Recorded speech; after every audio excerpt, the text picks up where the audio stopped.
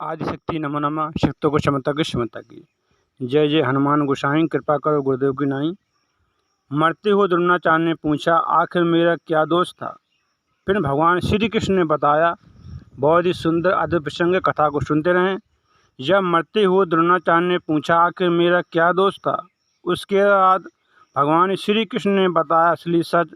द्वापर युग में एक ऐसे व्यक्ति ने जन्म लिया था जिसे दुनिया ने तो सर्वश्रेष्ठ गुरु माना था, लेकिन भगवान श्री कृष्ण ने गुरु द्रोणाचार्य को एक गुरु और पिता के रूप में एक विफल माना था। और कोई नहीं बल्कि स्वयं पांडवों और कौरवों के गुरु द्रोणाचार्य थे। महाभारत के युद्ध के दौरान जब पांडवों पक्ष को लगा कि द्रोणाचार्य को हरा पाना असंभव है, तब अश्वत्थामा मारा गया ये झूठी खबर चारों तरफ फैलाई गई ताकि पुत्र के वियोग में आकर द्रोणाचार्य अपने अस्त्रों का त्याग कर सकें और गुरु द्रोणाचार्य का वध संभव हो सके। युधिष्ठिर के मुख से सुनने पर गुरु द्रोणाचार्य ने ये सब सच मान बैठे और अपने अस्त्रों का त्याग कर दिया। लेकिन इसी दौरान गुरु द्रोणाचार्य ने भगवान श्री कृष्ण से कई सारे सवाल किए थे, जिसका सच सुनने के बाद गुरु द्रोणाचार्य को मृत्यु को स्वीकार करना पड़ा था। गुरु द्रोणाचार्य ने भगवान श्री कृष्ण ने कहा, हे महाज्ञानी परम तेजस्वी वासुदेव, भगवान श्री कृष्ण, मैं बचपन से ही आश्रम में पला बड़ा हुआ हूँ। निर्धनता और गरीबी का मुख मैंने देखा है। मैंने पूर्व जन्म में कोई पाप किए थे। अपने मित्र द्रौपद से धोखा खाया था। जिस राज पर विजय प्राप्त दिलाई थी, उसी राज से निष्कासित किया गया मैं। आखिर में मेरा क्या दोष था। क्या मित्र की सहायता करना एक पाप है। कठोर तप करने के बाद अश्वत्थामा का जन्म हुआ था, लेकिन निर्धनता के कारण अश्वत्थामा को दूध के बदले में आटा के घोल पिलाता रहा। आखिर में मेरा क्या दोष था। क्या दया भावना रखना मेरा पाप था। जिस प्रकार स्वयं परशुराम गुरु से मैंने शिक्षा प्राप्त की थी, वही शिक्षा पांडवों और कौरवों दोनों पक्ष को मैंने बराबर मात्रा में दी थी। लेकिन आज भी एकलव्य का अंगूठा मेरे जीवन का सबसे बड़ा लांछन है। आखिर में मेरा क्या दोष था। क्या वादों को निभाना मेरा सबसे बड़ा पाप था। भरी सभा में द्रौपदी का वस्त्र हरण सिर्फ धर्म निभाने के कारण मैं रोक नहीं सका। मैंने लेकिन अपने पुत्र अश्वत्थामा को शाप दिया था। आखिर मेरा क्या दोष था। क्या राजकीय धर्म का पालन करना मेरा सबसे बड़ा पाप था। तभी भगवान श्री कृष्ण बोल पड़े। भगवान श्री कृष्ण ने कहा, हे भरद्वाज पुत्र द्रोणाचार्य, निर्धनता आखिर कौन नहीं देखता है। एक शिशु जन्म से ही निधन होता है, लेकिन कुबेर का धन पाने के लिए मेहनत, संघर्ष और धैर्य अति आवश्यक होता है।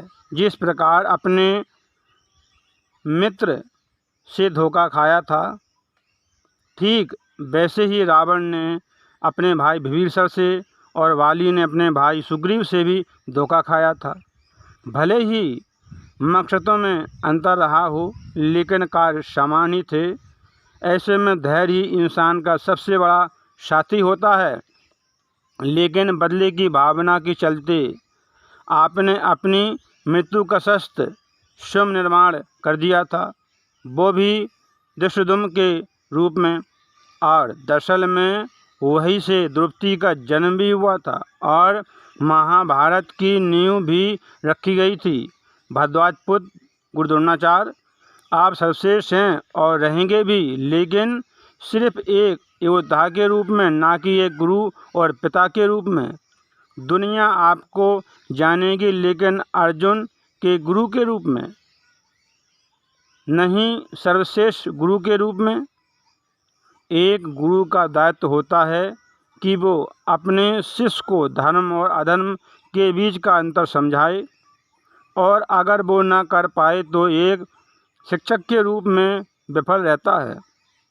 वही एक पिता का भी कर्तव्य होता है कि वो सारे मोह का त्याग करके गुरु अपने पुत्र का चरित्र का उत्तम बनाए और एक गुरु के रूप में आप सिर्फ अर्जुन के गुरु ही नहीं अपितु अपने आश्रम में मौजूद सभी शिष्यों के गुरु थे, लेकिन आपने अर्जुन को प्रिय समझ लिया।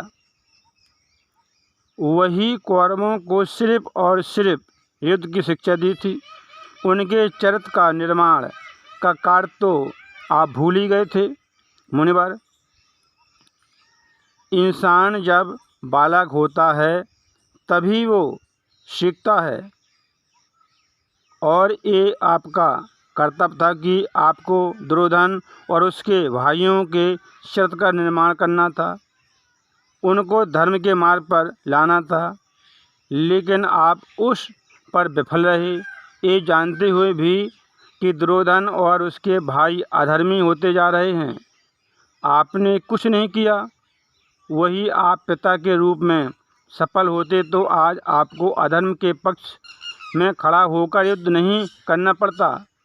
आपने अश्वत्थामा को उसके बल और ज्ञान से अधिक शिक्षा दी थी, लेकिन मोहवश आप उसके चरित्र का निर्माण करना भूल ही गए थे।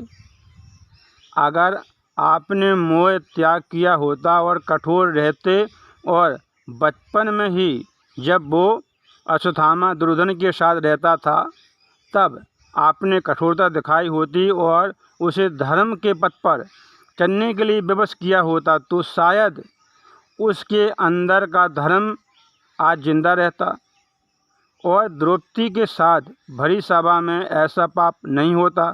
अगर आप धर्म का पालन करते, एक गुरु होने का दायित्व निभाते तो मुनिवर आज महाभारत ही नहीं होती।